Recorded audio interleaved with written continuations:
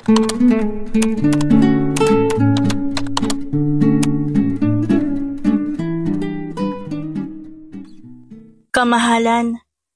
manatili lang po kayo dito sa loob. Ang mga guards na ang bahala sa labas. Natatarantang saad ng taga-silbi ni Cassandra na si Aya.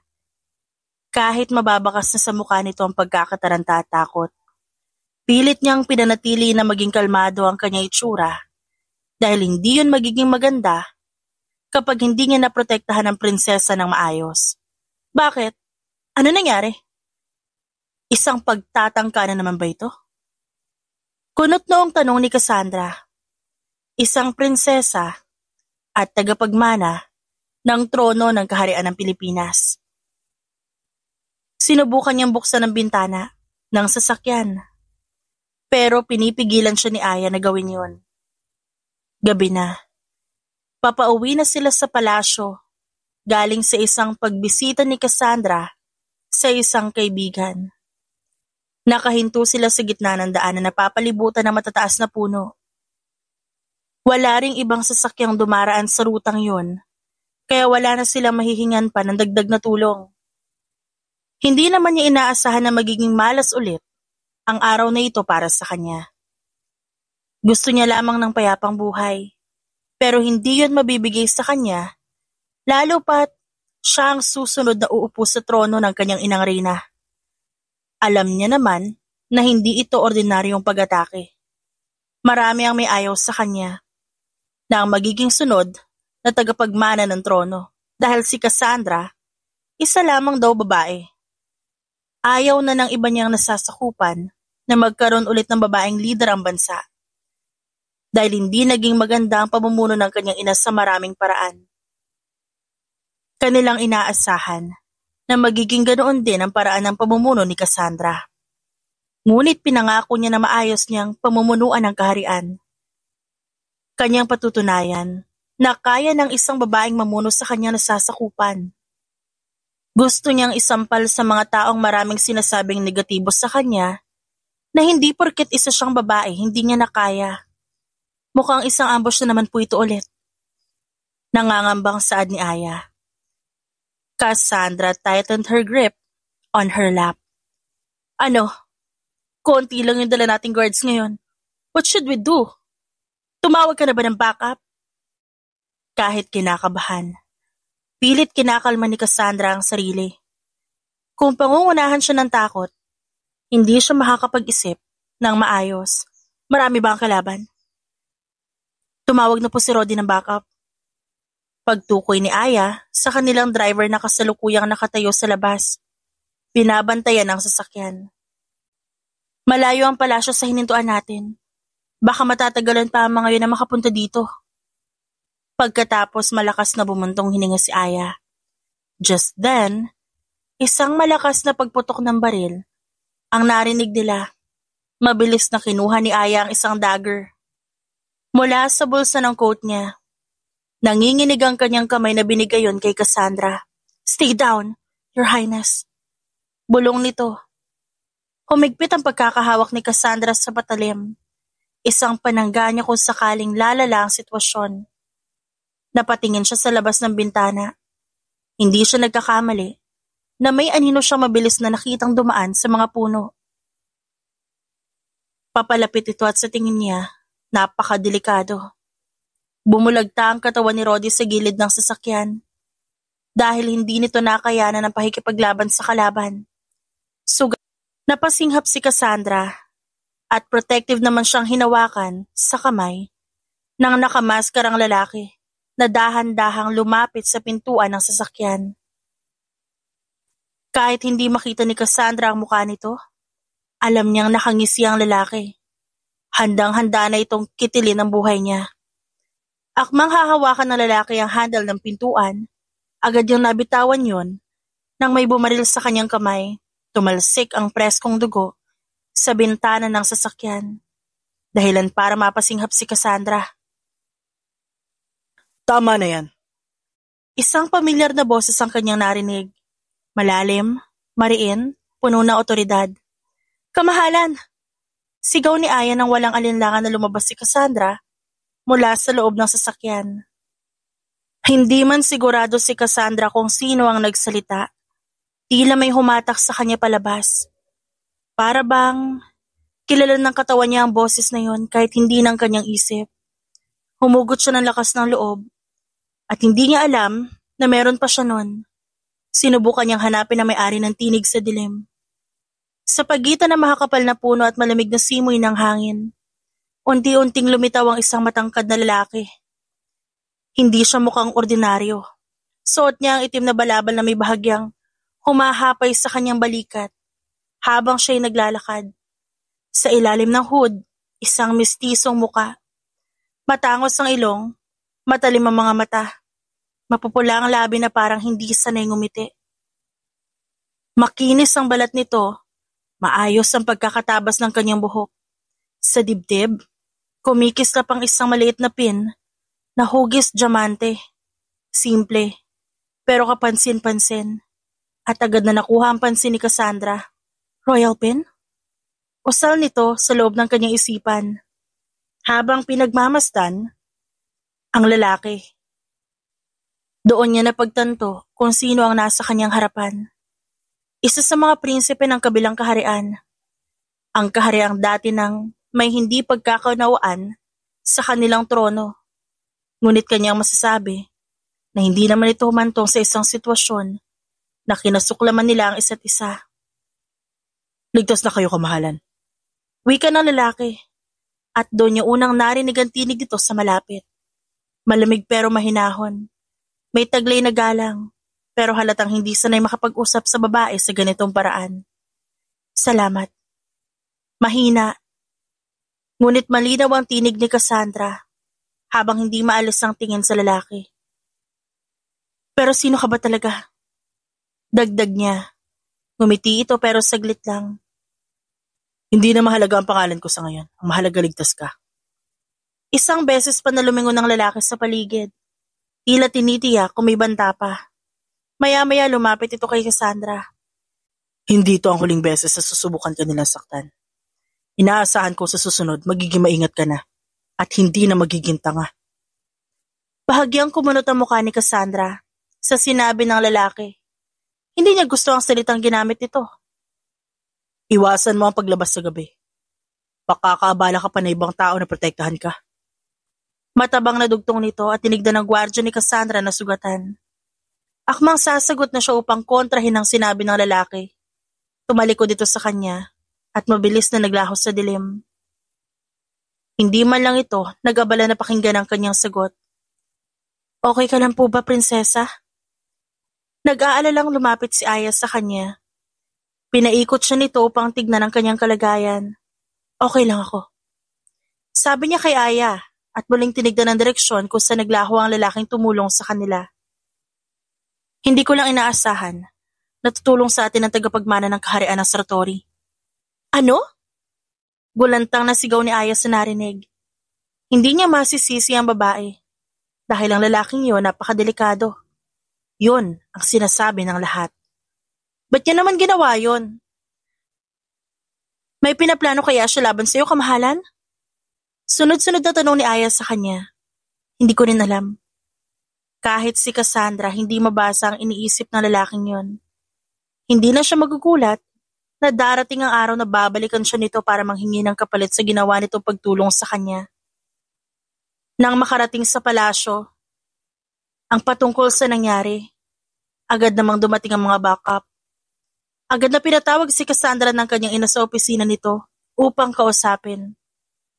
Bahagya siyang kinakabahan dahil hindi nito alam ang kanyang pag-alis kanina sa palasyo. Hindi rin naman kasi siya nito pinapayagan dahil delikado. At hindi nga nagkamali ang kanyang ina. Muntik na manganib ang kanyang buhay. Sa tingin mo, galit siya? Tanong ni Cassandra sa asistantang kanyang ina na nakatayo sa gilid ng pintuan ng opisina. Magiging okay lang po kayo. Mas lalong lumukot ang mukha ni Cassandra sa nakuhang sagot. Ipagdadasal na lang niya na hindi masyado itong galit. Nang pinagbuksan siya ng pintuan, naging mabagal ang kanyang paglalakad papasok. Mariing nakatikom ang kanyang bibig nang masilayan ng inang may ginagawa sa mesa nito. Suot nito ang reading glasses na nagpadagdag sa sopistikado na muka ng kanyang inang Reyna. Ma, mahina niyang tawag habang dahan-dahang lumapit upang kunin ang atensyon ng kanyang ina. Hindi man siya tinignan agad ng Reyna, ramdam ni Cassandra ang bigat ng katahimikan sa pagitan nila. Pagkatapos na ilang segundo, nagsalita na ito sa malamig ngunit kontroladong tinig. Anong sinabi ko sa'yo, Cassandra? Napayuko siya na parang batang nahuling may kasalanan. Na wag po ako lumabas. Muling nagtanong ang Reyna, mas madiin ngayon. At alam mo kung ba't ko sinabi yun sa'yo? Tumango si Cassandra, hindi pa rin makatingin ng diretsyo. Dahil napakadelikado. At baka may masamang mangyari sa akin. Tumikim ang kanyang ina. At anong ginawa mo kahit alam mo mapanganib? Hindi ho ako sumunod. Lumabas pa rin ako. Ginawa ko yung alam kong bawal. Muling naghari ang katahimikan nang magsalita ulit ang Reyna sa malamig na boses nito. Ngunit mas ramdam din ang pagkabigo. Naging maganda ba ang kinalabasan ng pagsuway mo sa akin? Tanong nito habang titig na titig sa kanyang anak. Napilitan si Cassandra na humarap at tumingin sa ina. Hindi po. Sagot niya. Halos maputol ang boses dahil sa guilt na bumabalot sa kanyang sistema. Uulitin mo pa ba ito ulit? Tanong ng kanyang ina. Mabilis siyang umiling. Wala sa isip. Inilapat niya ang kanang kamay sa kaliwang bahagi ng dibdib. Parang namamanata. Hindi na po. Mariin niyang sagot. Sinsero ang tinig. Puno ng pagsisisi. Tahimik na bumuntong hininga ang kanyang ina. Sa wakas tumayo ito mula sa kinauupuan at lumapit sa kanya. Marahan itong hinawakan ng kanyang pisngi at ginawaran siya ng haplos na nagmula sa isang ina. Banayad, puno ng pag-aalala at pag-unawa. Pinag-alala mo ang lahat, anak. Anito, mahina ngunit malinaw. Kita sa kanyang mga mata ang pagod na dala ng pangambang baka isang araw. Hindi na muling makabalik ang anak na minamahal. Sorry po. Hinawakan ng Reyna ang kanyang kamay at iginiya siya sa sofa ng silid. Saka sila umupo. Narinig ko na may tumulong sa inyo bago nakarating ang backup. Kilala mo ba kung sino? Para mabigyan natin siya ng isang gantimpala? Tanong ng Reyna. Napahagat sa ibabang labis si Cassandra. Nagdadalawang isip siya kung sasabihin niya bang katauhan ng lalaki o hindi. Si Prinsipe Leo po. Naging mahina ang kanyang boses sa pagsagot. Nagdadalawang isip siyang banggitin ng lalaki. Nakita niya kung paano nawala ang ngiti ng ina sa mukha nito. Sikat si Prinsipe Leo, pero sa hindi magandang paraan. Binansagan siya ng karamihan na isang god of death. Kahit minsan ay isip niyang isa lamang yung kalokohan, pero maraming beses na pinatunayan ng lalaki na napakadelikado nito. Halos buwan-buwan ang mga balitang marami itong pinapatumbang kriminal at mga taong kumakalaban sa pamilya ng mga ito. Kahit ang sarili nitong tiyuhin, pinatay nito. At yun, nangyari nung 10 taong gulang pa lamang si Prinsipe Leo. Ang sabi, nagtaksil ang tiyuhin nito, kaya yun nagawa ng batang prinsipe noon. May valid reason naman kung ba't yun nagawa, pero sa isiping 10 taong gulang lang ito noon at kayang pumatay, nakababahala. Ano? May ginawa ba siya sa'yo? Ayos ka lang ba? Lalo pang nag-alala ang kanyang ina nang marinig ang kwento ni Cassandra. Kita sa mukha nito ang takot at pag-aalala para sa kanya. Hindi kayo may binabalak siya sa'yo o may kailangan siya sa'yo? Ganon din ang iniisip ko, ma. Sagot niya at napayuko. Baka may kailangan siya sa akin kaya niya ako tinulungan para may utang na loob ako sa kanya. Hindi ko na alam kung ano nasa loob ng isip ng lalaking yun. Napailing ang kanyang ina at mahigpit siyang hinawakan sa kamay. Huwag ka nang lalapit sa taong yon. Huwag ka na rin lumabas nang hindi nagpapaalam o nang walang kasamang maraming gwardya. Mariing bilin nito. Tumango na lamang si Cassandra kahit may maliit na pagtutol sa puso niya. Totoo naman ang sinasabi ng kanyang ina. Hindi niya rin lubos na kilala ang laking yun. Maaari ngayon tinulungan siya, pero paano kung balang araw, gamitin siya nito sa sarili nitong plano. Lumipas ang ilang araw, muling naging tahimik ang kanyang buhay. Walang kakaibang nangyari, at nakakapagpahinga siya ng maayos sa kanyang silid. Ngunit sa likod ng katahimikan na yon, abala ang buong palasyo. Nasa harap siya ngayon ng malaking salamin. Habang inaayusan ng kanyang tagapaglingkod, inayos nila ang kanyang buhok sa isang mataas na bun. Pinaganda ang gintong palamuti at sinuotan siya ng isang royal blue off-shoulder gown na bumagay sa hubog ng kanyang katawan. Huwag kang kikilos masyado, kamahalan. Paalala ng isa habang nilalagyan siya ng hikaw.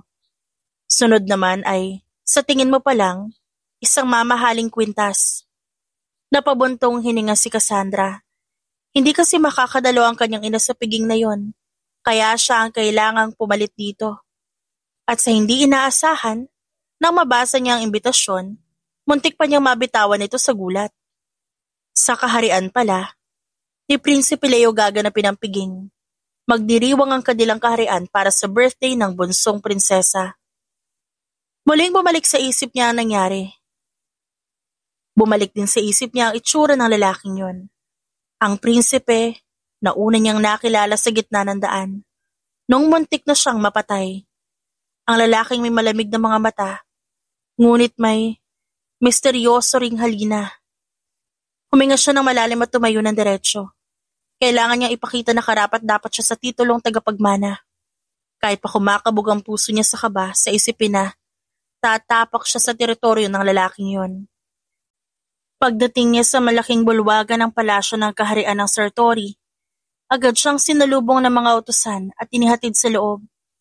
Malawak at napakaganda ng bulwagan. Kumikis na pa mga gintong chandeliers at bawat sulok ay puno ng sariwang bulaklak na nagbibigay ng bangos sa paligid. Ang sahig ay gawa sa makintab na marmol at ang bawat mesa punong-puno ng masasarap na pagkain. Maraming mga panauhin ang nandoon. Mga prinsipe at prinsesa mula sa iba't ibang kaharian. May ilang nakangiti sa kanya bilang pagbati, ngunit may ilang ding halatang minamaliit siya sa kanilang mga tingin. Alam niyang hindi lahat boto na siya ang susunod na reyna ng kanyang kaharian. Princess Cassandra, please join us here. Tawag ng isang maharlikang babae. Nakangiti ito ngunit halata sa tono ang pagyayabang. Lumapit siya at maayos na umupo sa bakanting upuan sa tabi nito. Pinilit niyang huwag pansinin ang pag-uusap ng mga ito tungkol sa mga bagong alahas nila, mga bagong sasakyan, at kung gaano karaming mamahaling tela ang ipinatahi nila para sa piging na yon. Tahimik siyang nakikinig, iniiwasan ang anumang komento. Wala siyang balak na makipag-usap sa ngayon, na posibleng mauwi lamang sa isang away. Malalagot siya at papagalitan lamang siya ng kanyang ina kapag hindi siya magiging maayos ngayong gabi. Tagapagmana siya ng kanilang kaharian, kaya kailangan niyang umakto ng naaayon sa kanyang ranggo. His Majesty enters. Mabilis na tumayo ang lahat nang i-anunsyo ng isang lalaki ang pagdating ng hari ng Sertori. Yumuko ang lahat bilang paggalang. Please take your seats, sabi ng hari na sinunod ng lahat. Salamat sa inyong pagdating sa simpleng salo-salong ito. Wika ng hari habang mahinahong tinapik ang mikropono sa harap niya. Ang tinig nito ay puno ng ligaya at pasasalamat. Ang nais ko lamang ay makasama kayo sa kaarawan ng aking anak na si Leia. Tumango siya sa direksyon ng pinakabatang prinsesa na nakaupo sa kanyang tabi. 14 na taong gulang na ito. Malakas at masigabong palakpakan ang umalingaw-ngaw sa loob. Napuno ito ng mga piling panauhin, mga kaalyadong maharlika, pinuno ng mga nasasakupan, at mga kaibigang matagal ng bahagi ng kaharian. Ang mga ilaw mula sa chandelier, sumayaw sa mga dingding, waring nakikibahagi rin sa pagdiriwang. Please, enjoy the rest of the night. Dagdag pa ng hari. May lambing at pino ang ngiti sa labi. At sana'y nagustuhan niyo ang handa namin para sa gabing ito. Kamahalan, Nilingon ni Cassandra si Aya na nakatayo sa kanyang likuran habang abala sa kanyang hinungoy ang pagkain. Kahit papano nababawasan ang kanyang pagkabagot dahil masarap ang pagkain na nasa kanyang harapan. Yes, kailangan niyo pa makipag-usap sa iba para wala silang hindi magandang sabihin sa'yo. Masyado rin pong masungit ang mukha mo kapag di kang umingiti. Bulong nito. Kahit anong gawin ko, Aya, may masama pa rin silang sasabihin. Bagot niyang sagot sa kanyang lady-in-waiting. Utos po na Reyna na. Agad na hinablot ni Cassandra ang kamay ni Aya. Nilagay ang isang cupcake doon upang pigilan nito sa pagsasalita. Ako nang bahala kay Mama. Napabuntong hininga na lamang si Aya dahil sa katigasan ng ulo ng prinsesa. Sa gitna ng masasayang musika at tawanan, biglang bumukas ang malaking pinto ng bulwagan. Sabay na lumingon ng lahat at doon nila nakita ang Prinsipe Leo. Papasok na may bitbit na lalaki. Halos karga na nito ang kawawang biktima dahil hindi na makalakad sa sobrang pagkabugbog. Natigil ang musika sa nasaksihan. Leo! Galit ngunit may pigil sa boses ng hari na nakaupo sa kanyang trono sa dulo ng bulwagan. Ano na naman ito? Hindi ba't sinabi ko na sa'yo na huwag dinadala ang ganitong klaseng bagay sa gitna ng selebrasyon? Hindi nagsalita si Leo. Huminto siya sa gitna at unti-unting binitiwan ng lalaki na halos mawalan na ng malay sa sakit. Nakasuot ng itim na damit si Leo na mas lalong nagpatingkad sa kanyang malamlam at matalim na mga mata. Magulo ang buhok nito. Halatang hindi nito naisipang ayusin yon bago pumasok sa bulwagan. Pasensya na, Ma. Pero nahuli ko siyang sumusubok lasunin ng inumin na nakalaan para sa akin. Halos sabay-sabay na napaupo at napatigil ang lahat ng panauhin. Tumayo ang hari mula sa trono. Ang mukha nito'y puno ng inis at pagkabigla. Hindi ito ang tamang lugar para sa ganyang usapan, Leo. Maraming bata rito. Ang hindi pa pwedeng marinig ang ganyang bagay. Ngunit hindi nagpatinag si Leo. Tinignan niya ang kanyang ama ng diretso sa mga mata. Hindi ko rin pumahanap ang tamang oras para sa mga traidor na katulad nito. Tahimik lamang si Cassandra habang pinagmamasa ng prinsipe. Ito ang tumulong sa kanya. Dalhin siya sa kulungan. Utos ng hari sa mga bantay. Agad namang inakay ng 2 bantay ang lalaking halos walang malay. Si Leo, na natiling nakatayo sa gitna, matigas ang postura at walang bakas ng takot o pagsisisi. Hindi inaasahan ni Cassandra na lilingon ng lalaki sa kanyang direksyon. Natigilan siya at sunod-sunod ang kanyang pagkurap. At mabilis na iniwas ang paningin mula dito. I apologize for that. Let us continue the celebration. Utos ng hari, pilit binabalik ang sigla ng piging. Ngunit para kay Cassandra, hindi na yon magiging masaya. Dahil ngayon, alam niya na hindi lang siya may kinakaharap na panganib sa mundong ito. Pati si Leo, ang prinsipe at tagapagmana ng kaharian na ito. Marami ring nagbabanta sa buhay. Maraming naghihintay sa pagbagsak ng lalaki. At sa hindi niya maipaliwanag, parang may kakaiba siyang naramdaman sa prinsipe na yon. Hindi awa, hindi takot, kundi interes. Hindi niya maiwasang sulyapan ng prinsipe habang nagpapatuloy ang piging. Kahit na bumalik na ang musika at tawanan ng mga tao, nakikita pa rin ni Cassandra ang bahagyang tensyon sa paligid, lalo na sa bawat galaw ng prinsipe.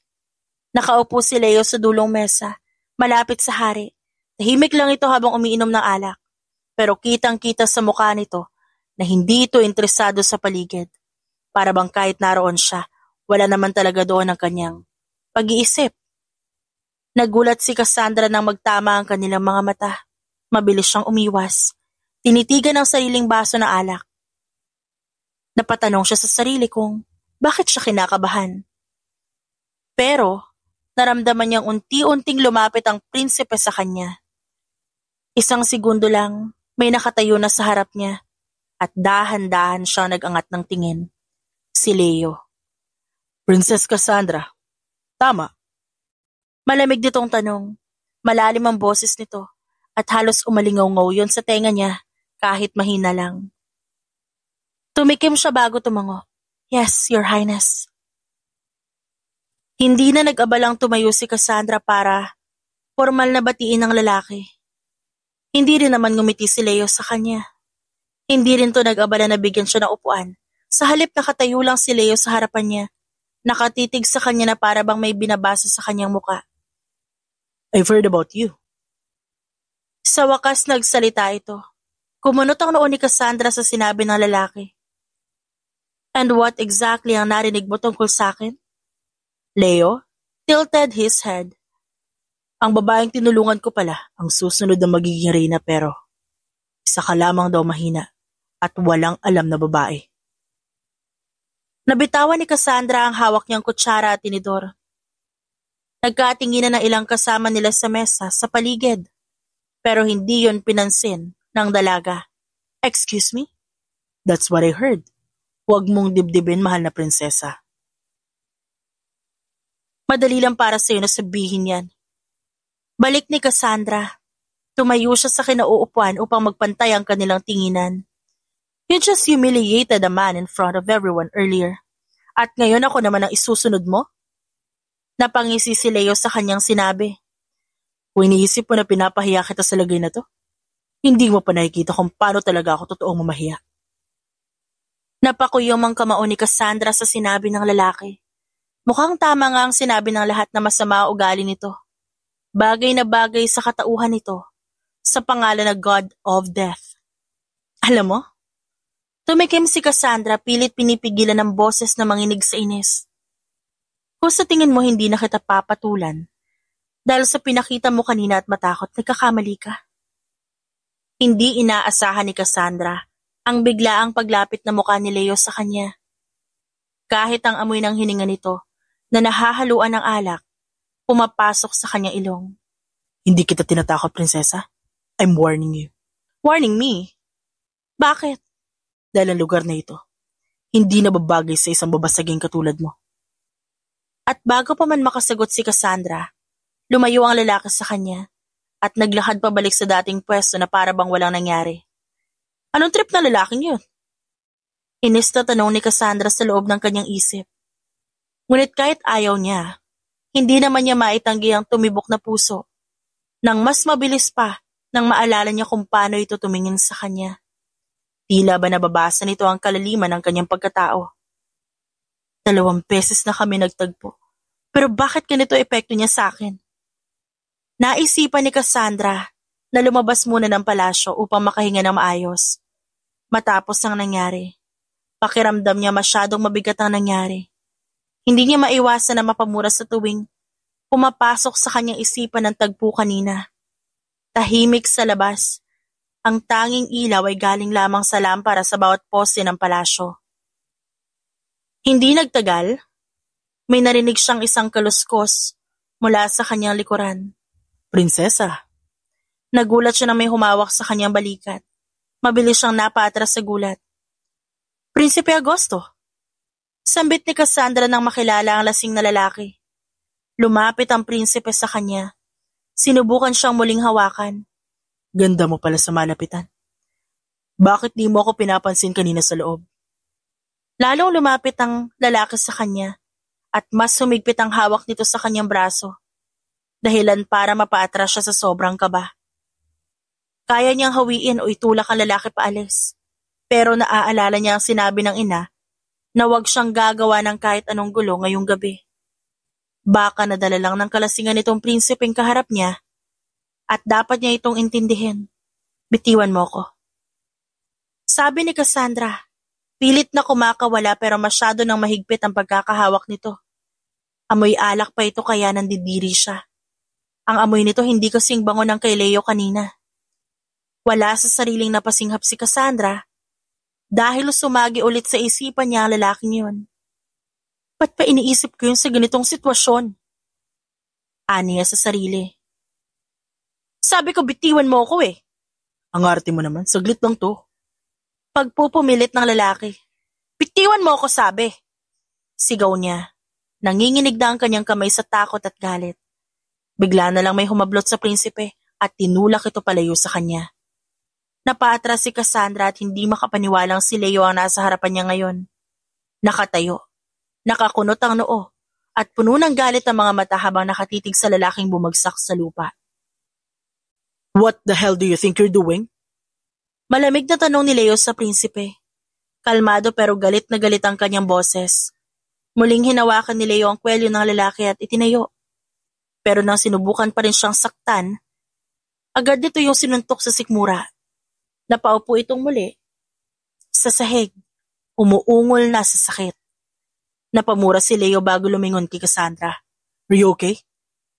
Hindi agad nakasagot ang babae. Sa halip tinitigan niya ng masama si Leo, inalis ang kamay nito na kahawak sa kanya. Kaya ko naman ang sarili ko. Hindi ko kailangan ng tulong mo. Kung saan-saan na umabot ang isipan ni Cassandra, na baka may ibang kailangan si Leo kaya palagi siya nitong tinutulungan. Napailing ang lalaki. Napangisi. Pero wala ni isang tawa sa kanyang mga mata. Oh really?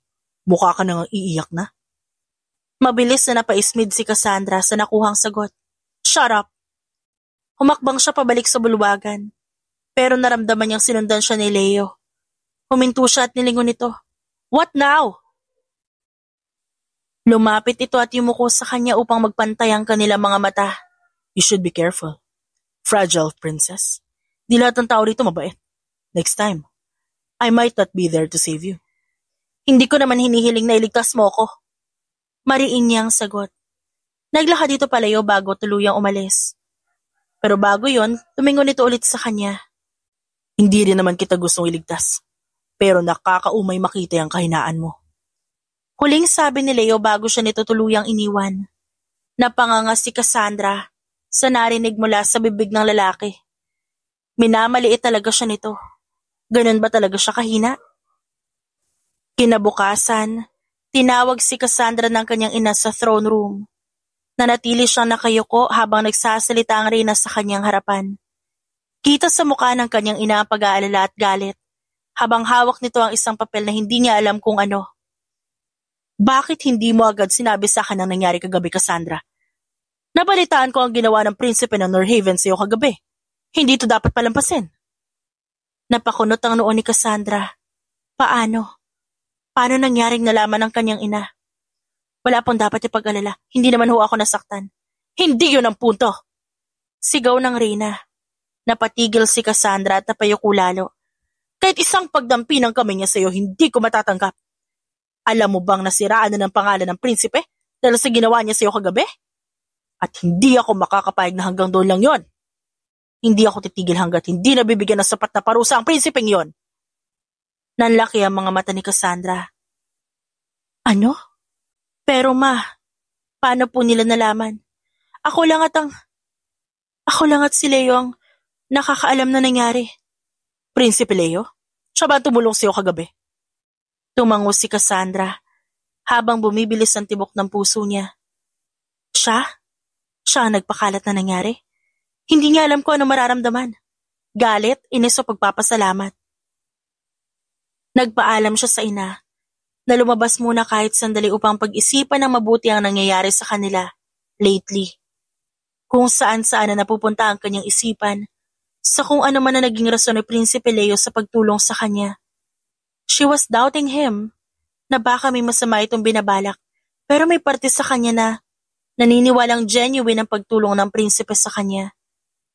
Masama palagi ang lumalabas sa bibig nito. Pero isang malaking kabaliktaran naman ang ginagawa nito sa kanya. Palagi siya nitong tinutulungan. Kasalukuyan niyang kasama si Aya na naglalakad sa kabaan ng bayan ng kanilang kaharian. Suot niya ang isang balabal na nagtatakip sa kanyang ulo upang hindi siya makilala ng mga taong abala sa kanilang ginagawa sa buhay. Prinsesa! Bahagyang nagulat si Cassandra sa biglaang pagsigaw ni Aya na nasa kanyang likuran. Bago pa man siya makalingon, isang lalaking humablot ang naroon sa kanyang braso. May 5 lalaki pa itong kasama na parehong may takip sa kanilang mga muka. Napamura na lamang si Cassandra sa kanyang isipan. Isang panibagong pagtatangka na naman ito. Kailan pa matitigil ang ganitong tagpo ng kanyang buhay? Ngayon pa talagang hindi siya nagdala ng gwardya dahil panatag naman siya at may takip ang kanyang muka. Kahit ang mga tao sa paligid hindi nagtangkang tumulong sa kanya dahil baka madamay pa ang mga ito sa kung anumang gulo. Sino kayo? Anong kailangan niyo sa akin? Matapang niyang tanong. Mas lalong humigpit ang pagkakahawak na lalaki sa kanyang braso. Pasensya na kamahalan, pero kailangan mong sumama sa amin. Puno ng kaseryosohang sabi ng lalaki sa kanya. Bago pa siya mahablot ng isa sa mga ito, may biglang dumating. Isang matalim na hangin ang dumaan sa harapan nila at tumalsik palayo ang lalaking sumubok na hawakan siya. Bahagyang napahiyaw si Cassandra sa gulat at umatras. Agad naman siyang nilapitan ni Aya. Pagmulat niya ng mata, nakita niya si Leo na nakatayo sa gitna nila. Mahaba ang suot itong itim na balabal na sumasayad sa sahig at nakatali pataas ang buhok nito. Hindi may pagkakailang, matalim ang titig nito na tila ba pinabasa ang kaluluwa ng mga kaharap niya. Don't you dare touch her. Malamig ditong sambit sa anim na lalaki. Prinsipe Leo, napag-utusan lang kami. Agad umatras ang anim, halatang takot na takot sa presensya ng prinsipe. Humakbang si Leo gamit ang isang paa. Unti-unti siyang lumapit. Pagkatapos, nakatayo siya na matuwid. Ang balikat ay parang bakal sa tikas. At ang matalim niyang mga mata nakatutok sa kanila na parabang kahit sandaling pagtama ng tingin nito susunugin ka na. Mukha ba ako may pakialam? Mahinahon itong tanong ngunit ramdam ng lahat ang galit na bumabalot sa tinig nito. Hindi yun sigaw, pero mas nakakatakot pa sa sigaw. Isang malamig na pahayag ng isang taong hindi mo gugustuhin kalabanin. Anyone who lays a hand on her, lays a hand on me. Mabilis na lumuhod ang anim na lalaki sa harapan niya. Halatang nanginginig sa takot at hindi magawang tumingin sa direksyon nito. Hindi po namin kayang sabihin kung sino nagutos sa amin. Yun agad ang bungad. Alam ng mga ito na itatanong ng prinsipe kung sino nagutos. Nakita ni Cassandra kung paano dumaan ang matinding pagkadisgusto sa mukha ni Leo. Halatang hindi nito nagustuhan ang sagot ng mga lalaki. Hawak niya ang aming pamilya. Kung sasabihin namin sa'yo, malalagay sa panganib ang kanilang buhay. Nanginginig na sagot ng isa sa kanila. Halos hindi makatingin ng diretsyo. Tahimik lamang si Leo habang pinagmamasdan silang lahat. Hindi siya agad sumagot. Maya-maya ay lumingon siya kay Cassandra. Nagkasalubong ang kanyang kilay. Kahit walang sinasabi, ramdam ni Cassandra ang matinding galit nito para sa mga lalaking yun. Ngunit na magtama ang kanilang mga mata, bahagya yung lumambot na parabang pinipigil niya ang sarili para sa kanya. Agad na iniwas ni Cassandra ang kanyang paningin. May kung anong kumiliti sa kanyang dibdib na hindi niya maintindihan. Hindi pwede yon. Hindi dapat. Leave. Ngayon din. Utos ni Cassandra sa anim. Isa-isa silang tumayo. Nanginginig sa takot ngunit kita sa kanilang mga mata ang pasasalamat sa kanya. Mabilis tumakbo ang mga ito palayo. Naglaho sa dilim ng kagubatan. Hindi pwede. Akmang pipigilan ni Leo ang mga ito ngunit umiling si Cassandra. Wala silang kasalanan. Kung totoo man ang sinabi nila, hindi natin alam kung gaano kalaki ang kapangyarihan ng taong yon. Wala rin tayo magagawa kung madadamay ang pamilya nila. Natahimik si Leo. Nakatitig lang sa kanya. Kita niya ang bahagyang paglayo ng galit ito sa mata. Napalitan niyo ng pagkagulat at respeto. Hindi siya sigurado. Ayaw niyang umasa. Bakit ka nandito? Hindi ka ba marunong makinig? Sinabi ko na sa'yo huwag kang lalabas ng walang kasama. Kasama ko naman si Aya. Sagot niya, pilit pinapanatiling matatag ang kanyang boses. Kailangan ko lang huminga. I needed fresh air. Malakas na bumuntong hininga si Leo at umiling. Tigas talaga na ulo mo. Oo na. Pero hindi ko naman kailangan ng tulong mo eh. I can defend myself. Umigting ang panga ni Leo sa kanyang sinabi. Lumapit ito sa kanya at hindi inalintana ang iilang taong nakatingin sa kanila na hindi pa rin nakarecover sa panganib kanina. Well, obviously, kailangan mo ko. Ilang beses na pakorap si Cassandra nang tumama ang hininga ni Leo sa kanyang pisngi sa sobrang lapit nito. Hindi niya magawang kumibo. Gusto niyang sumagot pero parang nakalimutan ng utak niya kung paano magsalita. Mas lalo itong lumapit, his lips almost touching her ear. If you want to keep acting tough, fine. But don't you ever risk your life again just to prove you can handle yourself. Pagkasabi nun tumalikod na ito at nagsimulang maglakad palayo. Naiwan si Cassandra ang nakatulala at pinipilit pigilan na mabilis sa pagtibok ng kanyang puso. Prinsesa, huwag ka magpapaniwala sa prinsipe na yun. Ang mga salita ni Aya ang nakapagpabalik sa kanya sa ulirat. Tama ka, Aya. Princess, nandito na po tayo. Ani Aya, habang binubuksan ang pintuan ng sasakyan. Tahimik lang si Cassandra habang bumababa. Hindi pa rin siya makapaniwala sa nangyari kanina sa bayan. Habang naglalakad papasok sa palasyo, sariwa pa rin sa kanyang isipan ang eksena kanina. Muntik na siyang lapitan ng kahinahinalang lalaki kundi lang dumating agad si Leo. Kahit ang itsura nito na puno ng galit at ang malamig nitong tinig ng pagsabihan ng mga lalaki hindi niya malilimutan. Pagpasok sa silid, nadatnan niya roon ang kanyang ina. Kita sa mukha nito ang pag-aalala. Agad siyang yumuko bilang paggalang. Anak, ano na naman itong narinig ko? Nalagay ka na naman sa panganib? Sa bayan pa mismo. Pasensya na po, ma. Paano kung wala roon si Prinsipe Leo? Narinig ko ang nangyari. Kung di siya dumating, baka ano na nangyari sa'yo? Napayuko na lamang si Cassandra, alam niyang tama ang kanyang ina. Kung hindi dahil kay Leo, baka kung ano masama ang sinapit niya. Ngunit kahit na ganon, hindi niya maiwasang kabahan sa biglang tibok ng kanyang puso, tuwing maaalala ang nangyaring pagsagip nito sa kanya. Huminga ng malalim ang Reyna. Cassandra, anak, this cannot go on. Hindi ka naligtas kahit saan, pangatlo na ito. At parehong siyang naroon para sagipin ka. It's time to decide.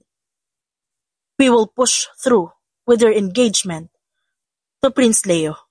Kailangan natin ng mas matibay na alyansa para matiyak ang kaligtasan mo. Wala na magtatangkang saktan ka kapag nalaman nila magiging asawa ka ng prinsipe na yon. Nanlaki ang mga mata ni Cassandra. Hindi makapaniwala sa narinig. Ano? Bakit? Ikaw ang nagsabi nun, diba? Delikado siyang tao. O kaya masama yung binabalak niya sa akin. Posibleng ganun, ma. This is for your own good, Cassandra. And for our kingdom. Hindi pwedeng mawawalan ako ng tagapagmana. Hindi na siya nakasagot. Nakatulala lamang siya sa kanyang ina. Habang sa isip niya paulit-ulit na bumabalik ang malamig na titig ni Leo kanina. Engaged to him. Paano kung hindi siyang inaakala natin? Paano kung may masama talaga siyang binabalak? Hindi niya alam kung anong mararamdaman. Takot, kaba, o ang kakaibang kilig na pilit niyang tinatanggi. Pero bakit kailangan pang idaan sa kasal? Pwede naman ako mag-training ng self-defense. Hindi ako pwedeng dumepende sa isang lalaki. Para ito sa kaligtasan mo at dagdag na kapangyarihan mo, anak. Pilit na pangungumbinsi sa kanya ng Reyna. Hindi na nila pagtatangkaan ang buhay mo. Wala na magtatangkang questionin ang kakayahan mo bilang babae. Gamitin mo ang kapangyarihan nila sa pagpapalaki ng pangalan natin. Hindi na siya nakasagot. Ba't parang nasasaktan siya sa dahilan ng kanyang ina? Para siyang isang piyesa sa laro ng kanyang ina. Isa pa hindi niya kayang gamitin si Leo. Do I even have a choice? Tahimik niyang tanong. Pero bakit parang nasa kaloob-looban niya ang mahinang nagsasabi na mas mabuting si Leo ang kanyang magiging asawa. Baka kung ano na naman ang maisip ng kanyang ina at ipagkasundo siya sa iba. Mabilis ang tibok ng kanyang puso habang pababa ng hagdanan mula sa bulwagan. Katatapos lang ng meeting niya kasama ang tagapayo ng kanilang kaharian patungkol sa engagement niya sa prinsipe. Hinihintay na lang daw nila ang pagpirma ng mga ito sa kontratang kanilang pinadala sa kabila. Napabusangot siya at napairap sa hangin. Buwisit na engagement na yan. Hindi ko nga siya gusto. Inis niyang bulong sa sarili. Nasa kalagitnaan siya ng kanyang pagbaba nang biglaan na lamang madulas ang takong ng kanyang sapatos sa marmol na hagdan. Napapikit siya ng mariin, hinanda ang sariling bumagsak sa sahig. Bago pa man niya maramdaman ng lakas na impact, isang malakas at mainit na bisig ang pumigil sa kanya. Seriously, Cassandra? May halong inis na boses ang umalingaw-ngaw sa kanyang tenga. Hindi ka ba talaga marunong mag-ingat? Unti-unting iminulat ni Cassandra ang kanyang mga mata. Tumambad sa kanya ang gwapong pagmumukha ng lalaking kanyang kinaiinisan kanina lang. Si Leo, mariintong nakatitig sa kanya. Masyado itong malapit. Nararamdaman naman ito ang hininga sa kanyang balat. Ang ina, ba't ang gwapo niya sa paningin ko? Pagmumura niya sa isipan. Nang tumaas ang kilay ng lalaki sa kanya, mabilis na siyang bumitaw sa pagkakahawak nito at umayos ng tayo. Kahit nanginginig pa rin ang kanyang tuhod. Kaya ko naman ang sarili ko. Supladang sambit ni Cassandra sa lalaki, sabay iwas ng tingin. Narinig niya ang bahagya nitong pagtawa. That's what I thought too. But look at you. Munti ka na makapaghalikan sa sahig. Tumayo ito ng tuwid at nilagay ang kamay sa bulsa ng itim na pantalon. Mabilis na tumaas ang kilay ni Cassandra. Hindi mo kailangang i-point out. Hindi inaasahan ni Cassandra ang biglaang paglapit ni Leo sa kanya. Napalunok siya nang makaramdam ng biglang pag-iinit ng kanyang katawan. What the hell, Cassandra? Hindi ko rin naman kailangan na palaging sagipin ka. I never asked you to. Bahagyang umiti si Leo sa kanya. Tumalikod na ito at nagsimulang maglakad palayo. Ngunit bago pa man ito tuluyang makalayo, huminto ito at tumingin sa kanya. Next time, Cassandra. Mahina ang boses nito at may halong pananakot. Try not to die before our wedding. Sambit ito bago siya iniwan na nakatayo doon. Hawak-hawak ang dibdib na parang sasabog sa sobrang bilis ng tibok nito. Shit! Frustrated na usal ni Cassandra. Hindi napigilan ng sarili na ipadyak ang paa sa sahig. Bakit pa dumadalas ang pagkabog ng dibdib ko? Kapag nandyan siya, nakakainis naman eh. Pero bakit ba nandito ang lalaking yun? Well, not that I care. Kinabukasan, inutusan si Cassandra ng kanyang ina na magpunta sa training grounds para makasanayan niya ang paghawak ng espada bilang paghahanda sa kanyang pagiging reyna. Nakasuot siya ng simpleng cream dress at boots. Tali ang buhok sa likod. Pagkarating niya roon, naaaninag niya agad ang isang matangkad na lalaking nakatalikod sa kanya. Hawak ang espada habang sinasanay ang sarili sa pag-atake at depensa. Please, huwag sana siya. Pero nang humarap ito, tumambad sa kanya ang malamig na mga mata ni Leo. At ang pawisang katawan nito na lalong nagpatingkad sa matipuno nitong braso at dibdib. Bakit ikaw na naman? Tanong niya agad. Medyo inis ang tono para itago ang biglang pagkabog ng kanyang puso. Your mother asked me to train you. Maikli nitong sagot kaya pala naroon ang lalaki kahapon. Hinagis ni Leo ang extra wooden sword kay Cassandra na muntik nang bumagsak sa mukha ng prinsesa. Kundi lang niya nasalo ito na sakto. Hoy! Gusto mo ba talaga ako mamatay? Sigaw niya. Ngumiti si Leo, isang nakakalokong ngiti. Don't worry, Cassandra. You won't die. Yet. Napairap si Cassandra sa nakuhang sagot. Gago talaga to. Una, itayo mo yung paa mo. Wala ka may babalanse sa posisyon mo ngayon. Sumunod siya kahit naiirita. Ngunit sa una pa lang ng kanyang swing, nadula siya sa damuhan at tuluyang bumagsak sa harapan ni Leo. Nagreklamo siya nang maramdaman ng sakit sa tuhod. Tumingala siya at nakita si Leo na nakatitig sa kanya. Hindi alam kung tatawa o maiinis. Ang clumsy mo talaga. Saad nito, lumuhod sa tabi niya at hinawakan ang magkabilang balikat niya at dahan-dahan siyang itinayo. Thanks, mahina niyang sabi. Nag-iwas ng tingin ang lalaki. Tila nakita nito ang pamumula ng kanyang pisngi, ngunit kalaunan ngumisi din ito.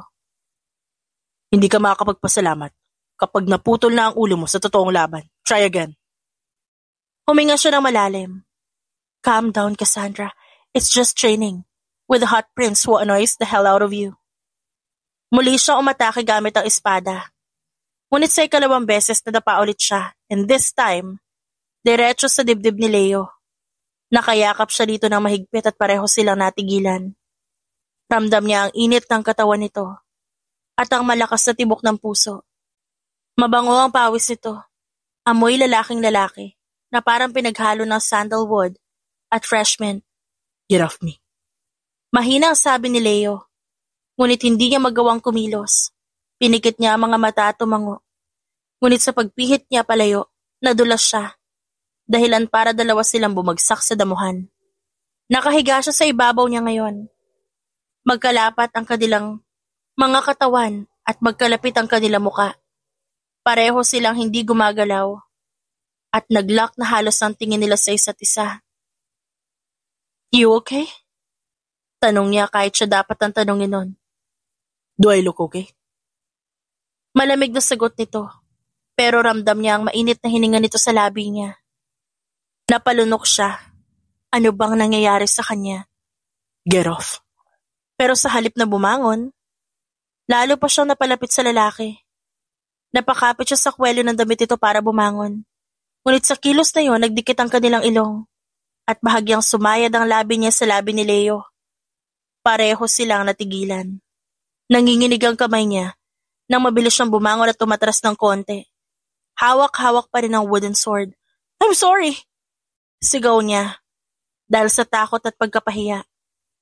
Tumayo si Leo. Pinunasan ng damo sa kanyang likod at ngumiti. Ngunit ibang ngiti ito. Malambing at bahagyang mapanukso. It's fine. Sagot nito sabay lapit kay Cassandra at marahang hinawakan ang baba nito. Next time, if you want to kiss me, just ask para hindi na tayo nadudumihan ng ganito. Nanlaki ang mata ni Cassandra at umatras ng ilang hakbang. Hawak-hawak niya ang kanyang dibdib. Gago ka! Sigaw niya sabay talikod at lakad palayo kung saan hindi siya malapit kay Leo. Ngunit hindi nakatakas sa kanyang pandinig ang mahinang mapang-asar na tawa ng lalaki. Pagkatapos ng ilang oras na training, pawis na pawis at hapong-hapo si Cassandra. Hindi niya alam kung ilang beses na siyang nadapa, natapilok at muntik mamatay sa hiya dahil kay Leo. Enough for today. Sabi nito at kumuha ng water flask at inabot sa kanya. Drink. Nagtama ang kanilang mga mata. Nanuyo ang lalamunan niya, hindi dahil sa uhaw, kundi dahil sa titig nito. Dahan-dahan niyang kinuha ang tubig at uminom. Thanks, mahina niyang sabi. Pero sa sobrang pagod, muntik na siyang matumba nang ibalik niya ang flask kay Leo. Mabuti na lang at maagap siyang nasalo ng lalaki. Minsan, naisip ko sinasadya mo na yung katangahan mo. Narinig niya ang mababa at malamig ngunit malambing na boses nito sa kanyang tenga. Naramdaman niya ang mainit na palad nito sa kanyang bewang at pinipigilan siya nitong bumagsak. Bitiwan mo nga ako? May tinatago ka palang kayabangan. Nagbihis si Cassandra ng isang dress na binigay ni Aya dahil nanlalagkit na siya sa pawis. Ihaatid na kita sa silid mo. Wag na. Mabilis na umiling si Cassandra at naglakad paalis. Sabi ko wag na. Pag-uulit niya nang maramdaman ang pagsunod ni Leo sa kanyang likuran. Napabuntong hininga na lamang siya dahil hindi naman ito makikinig sa sasabihin niya.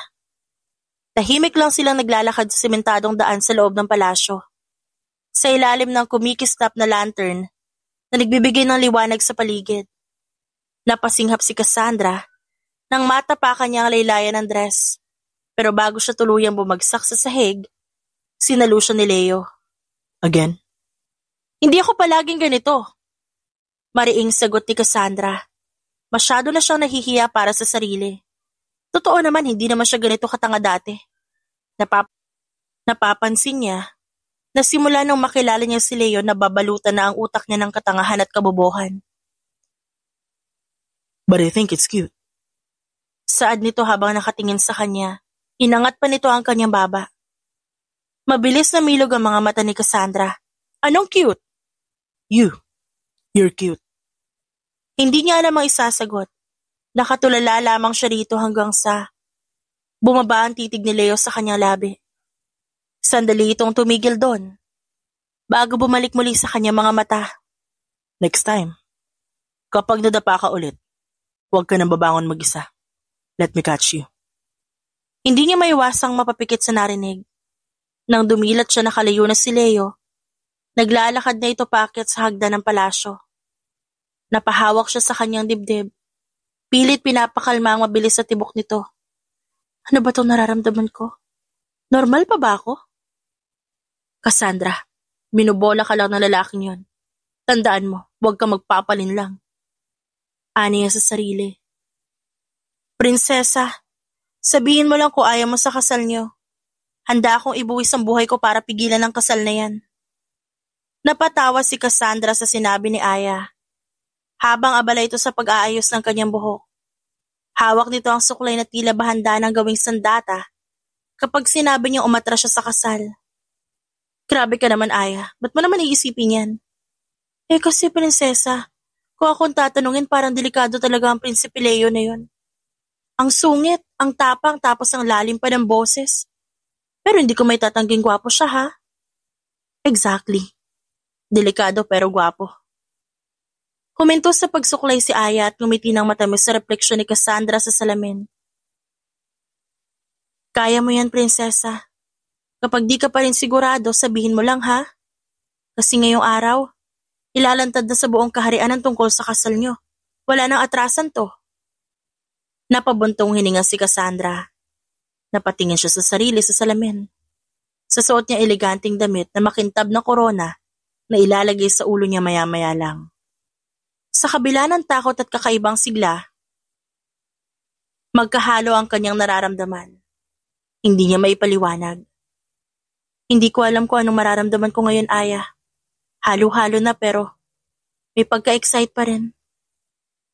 Ngumiti si Aya at pinisilang balikat ng prinsesa. Natural lang yan. Pero tandaan mo, Prinsesa Cassandra, nandito lang ako palagi sa tabi mo. Ilang sandali pa, kumatok si Leo sa silid niya. Bumukas ang pinto at tumambad ang lalaking ilang araw niya nang iniiwasan. Pwede ba kita makausap? Bago magsimula ang lahat. Tumango si Cassandra. Pinalabas niya muna si Aya. Pagkasara ng pinto, pumuntong hininga si Leo. Cassandra, alam ko hindi ito ang pangarap mong kasal. Alam ko hindi ako lalaking gusto mo sana makasama. Napakunot ang noo niya. At ba't mo naman naisip yan? Because I'm not good. I've done things. Things that will haunt you if you become my wife. Leo, unti-unti siyang lumapit dito at ramdam ang bigat sa dibdib. Alam kong delikado ka. Pero alam mo rin na hindi kita kailanman kinailangan maging perpekto. At hindi kita kailangan para protektahan ang sarili ko, tama? That's exactly why I admire you. Bago pa man makasagot si Cassandra, kumatok na muli si Aya. Prinsesa, kailangan na po nating bumaba. Ngunit bago pa matapos ang anunsyo, isang malakas sa pagsabog ang yumanig sa bulwagan. Nagsigawan ng mga tao, agad na tumayo si Leo sa harap niya. Hinarang nito ang katawan nito para sa kanya mula sa anumang panganib. Magsitabi kayong lahat! Sigaw ng mga royal guards. Nakita nila na may mga armadong lalaki na pilit pumapasok sa bulwagan. Mabilis na hinila ni Leo si Cassandra palayo. Hawak-hawak ang kamay niya ng mahigpit. Hindi kita pababayaan. Madiing bulong ni Leo at mabilis sinila si Cassandra papunta sa grupo ng reyna. Naroon ang mga royal guards na naka-formation. Handang ipagtanggol ang reyna at prinsesa. Your Majesty. Malamig ngunit magalang na sabi ni Leo sa reyna. Leave those men to me. Bantayin niyo si Cassandra. Napakunot ang noon ng reyna habang hawak-hawak ang kamay ng anak. Be careful, Prince Leo. Kahit ang reyna, mababakasan ng pag-aalala sa boses. Hindi niya inaasahan na may mapangahas talagang mga taong magtatangkang sirain ang araw na ito. Sa harap pa talaga ng maraming tao. Lumapit si Leo. Sa harapan. Sa gitna ng Grand Hall kung saan nagsimula nang pumasok ang mga kalaban. Nagsitigil ang lahat nang makita siya. Hindi ikaw ang kalaban namin dito, Prinsipe. Kailangan namin pabagsakin ng mag-inang yan. Walang magandang maidudulot ang babae sa mundo ng pamumuno. Puro problema lang ang dala nila. Hindi natapos ng lalaki ang kanyang sasabihin. Nang bigla na lamang lumipad dito sa ere, tumamas sa pader, nawala ng malay. Halos hindi nakita ng iba kung paano nangyari yon. Naglakad si Leo ng dahan-dahan. Tila walang nararamdaman. Ang bawat takbang niya, Lumili ka ng malamig na presensya sa paligid. Ang mga kalaban na kanina puno ng yabang, ngayon nagdadalawang isip na kung susugod pa ba sila. Prinsipe Leo. Narinig ni Cassandra ang bulungan ng mga guards at ng mga katulong na nakapalibot sa kanila. Siya nga ang God of Death. Saad ng isang gwardya. Pinanood niya kung paano isa-isang sumugod ang mga kalaban. Pero walang nakakalapit sa kanilang pwesto dahil kay Leo na tinutulungan ng ibang kawal. Sa bawat galaw ni Leo may bumabagsak. Sinulya pa ni Cassandra ang ama ni Leo na nananatili lamang sa upuan nito at pinalilibutan ng sariling kawal. Mukhang mataas ang tiwala nito sa sariling anak. Hindi makapaniwala si Cassandra sa pinapanood niyang eksena sa harap niya. Hindi niya alam kung dapat ba siya matakot kay Leo na magiging asawa niya ito o hahanga dahil kayang-kaya nitong protektahan siya sa kahit anong panganib. Leo! Napasigaw siya sa takot nang may isang lalaking nagtangkang itarak ang espada nito sa likuran ni Leo. Hindi agad nakadepensa ang lalaki dahil may kaharap itong tatlong lalaki. Kaya nadaplisan nito nang subukan niya umiwas. Mabilis na muo ang luha sa mga mata ni Cassandra dahil sa labis na pag-aalala. Nang mapatay ni Leo ang apat na rebelde, agad siyang lumapit kina Cassandra at Sarina. Okay ka lang? Ako ang dapat magtanong yan sa'yo. Hirap ni Cassandra. Kahit nangingilid na ang luha, pinilit niyang hindi ipakita ang sobrang pag-aalala. Napatawa si Leo sa kanyang naging reaksyon. Sungit mo pa rin talaga. Huwag ka na umiyak. I told you, as long as I'm here, no one can touch you. Napatitig si Cassandra sa lalaki. Hindi makapaniwala na ang lalaking ito ang tinatawag nga na God of Death. Marunong din pala maging banayad paminsan-minsan. Ngunit bago pa niya masabi ang anumang salita, bigla na lamang nang hina ang kanyang tuhod. Nabibigay na sa tingin ng lalaki. Mabilis siyang nasalo ni Leo. Iniangat siya nito upang iayos ng tayo. Clumsy as ever. Mahihimatay ka ba dahil sa kagwapuhan ko? Umayos ng tayo si Cassandra. Dahil sa narinig mula dito, kapal din pala na mukha mo, no? Napatawa ng mahina si Leo. Dinala siya nito sa tabi ng Reyna. Kita sa mata ng kanyang ina ang pag-aalala, ngunit mabilis ding napalitan ng ginhawa nang makitang maayos ang kalagayan ni Leo. Ayos ka lang, prinsipe.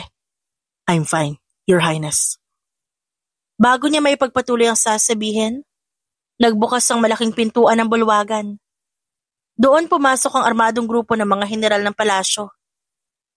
Mga mukha na pamilyar, mga taong pinagkakatiwalaan nila noon. Ano ibig sabihin nito? Sigaw ng Reyna. Umayos ito at ilang beses na humakbang upang mas malapitan ang bagong dating na heneral. Ang mga dati nitong heneral. Kami ang magtatamas sa pagkakamali ng palasyo. Ang tunay na tagapagmana, hindi dapat isang mahina katulad ni Cassandra at ang pagpapakasal niya sa isang banyaga, isang mamamatay tao pa, isang insulto sa buong kaharian. Banyaga? Ngumisi si Leo. Nililinis ang dugo sa kanyang espada. Kung ako man ay banyaga, hindi ko kailanman tinalikuran ng prinsesa. Saan kayo noong paulit-ulit siyang pinagtangkaan? Nagkagulo sa loob ng bulwagan. Dahil tila isang naging sampal ang sinabi ni Leo sa lahat. Tumakbo ang ilang taga-silbi, ang mga taong dapat saksi sa engagement announcement, habang ang mga loyal na gwardya humarang sa pagitan ni Cassandra at ng mga traidor. I guess, hindi na ito simpleng pagtatangka. Napalingon si Cassandra sa ama ni Leo, na lumapit din sa kanilang pwesto. Protect the queen and the princess. Agad namang tumango si Leo na para bang naiintindihan agad ang nais ipahiwatig ng ama. Muli, sumiklab ang laban sa loob. Mabilis na umusad si Leo, kagaya ng utos ng ama. Sa isang iglap lang, 3 kalaban ang kanyang naitabla. Mabilis, walang pag-aalinlangan ang kanyang galaw. Parang hayop sa gitna ng gubat. Nasa gilid lamang si Cassandra. May hawak na isang espada. Bilang panangga, Kung sakaling may isang magtatraidor sa isa sa mga kawal na dapat po protekta sa kanya. Kahit nanginginig ang kamay, nanindigan siyang hindi magtago. Habang unti-unti nilang napapabagsak ang mga kalaban, isang figura ang lumantad mula sa likod ng haligi. Advisor Kellen. Gulat na usal ng Reyna. Napalingon si Cassandra roon. Napakunot ang kanyang noo at pilit inaalala kung saan niya nakita ang lalaking yon. Ikaw nasa likod nito. Dugtong ng Reyna. Napahagat sa kanyang labis si Cassandra nang maalala ang katauhan ng lalaki. Ito ay isa sa mga officials ng kanilang kaharian. Kasama niya ito noong nag-meeting ang lahat tungkol sa engagement niya kay Leo.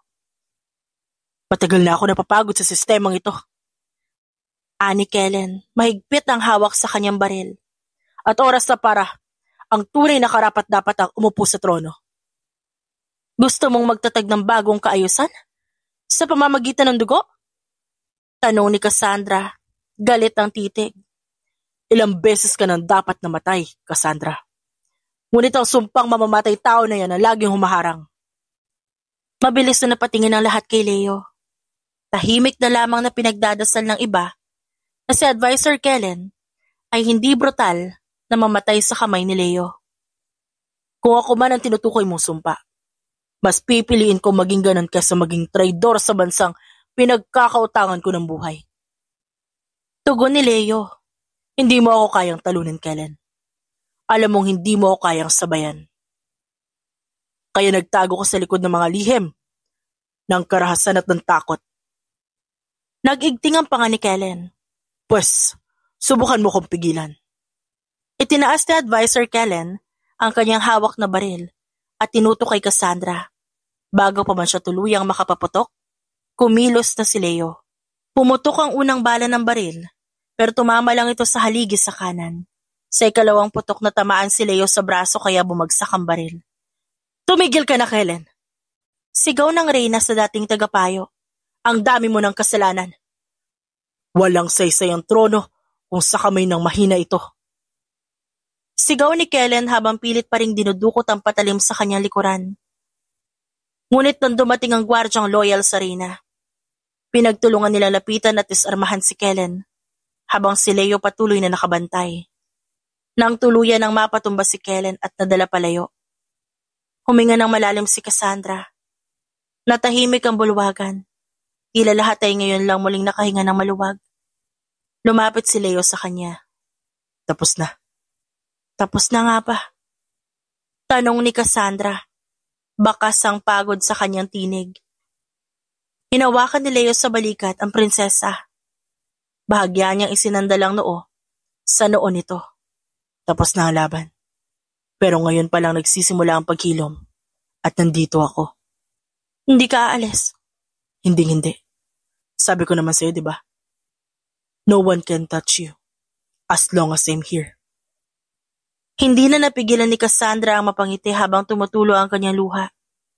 Pero ngayon, ito'y luha ng ginhawa. Isang himala sa gitna ng kaguluhan. Isang linggo makalipas, ang insidente, inanunsyo sa buong kaharian ng opisyal na pagkatalaga ng pagpapakasal ni Cassandra sa magiging hari ng kaharian ng Sartori. Ngayon ay batid na ng lahat na ang lalaki hindi iniluwal para magmahal. Ipinanganak ito upang pumatay at maghari. Ngunit sa piling ni Cassandra, natutunan ni Leo na ang pinakamalaking laban hindi ang digmaan, kundi ang laban para sa isang puso at katahimikan. Handa siyang saluhin bawat panganib para sa kanyang minamahal.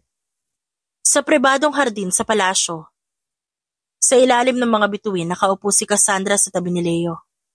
Nakasandal ang kanyang ulo sa balikat nito habang pinagmamasa ng mga bituin sa kalangitan. Alam mo ba, dati takot ako at ayaw ko sa'yo. Dati takot din ako sa'yo. Bakit naman? Tinatakot mo kasi ako. Sa dinami-dami ng pinatay ko, ikaw lang yung hindi ko kayang saktan. Tumawa si Cassandra sabay hampas sa braso nito. Ang cheesy mo sobra ha. Pero totoo. Tahimik silang nagpatuloy sa pagtingin sa kalangitan. hanggang sa mapansin ni Cassandra ang malamig na haplos sa kanyang palad. Nilingon niya si Leo at nakita niyang hawak nito ang isang maliit na kahon. Sa pagbukas ng kahon, kumistap ang isang singsing. Hindi marangya, ngunit may ukit ng sagisag ng kaharian nito. Magkadikit ang araw at buwan. Hindi ko kailangan nabigyan ka ng mamahaling singsing. Alam ko yan. Dahil ang bagay ng hawak ko, ito ang nararapat para sa'yo. Singsing na pinaghirapan at hindi binili. Cassandra, nandito ako para tanungin ka. Nais mo ba akong pahintulutan na maging hari sa buhay mo habang buhay? Muling napuno ng luha ang mga mata ni Cassandra. Ngunit ngayon hindi na ito dahil sa takot, kundi dahil sa tuwang walang kapantay. Natatawa siyang tumango, inilahad ang daliri sa lalaki. Ikaw ang pinipili ko, Prinsipe Leo. At mula noon, kilala na siya hindi lamang bilang prinsesa, hindi lamang bilang pinuno ng kanyang bayan, kundi bilang babaeng piniling mahalin ng lalaking minsang kinatatakutan ng lahat. The End.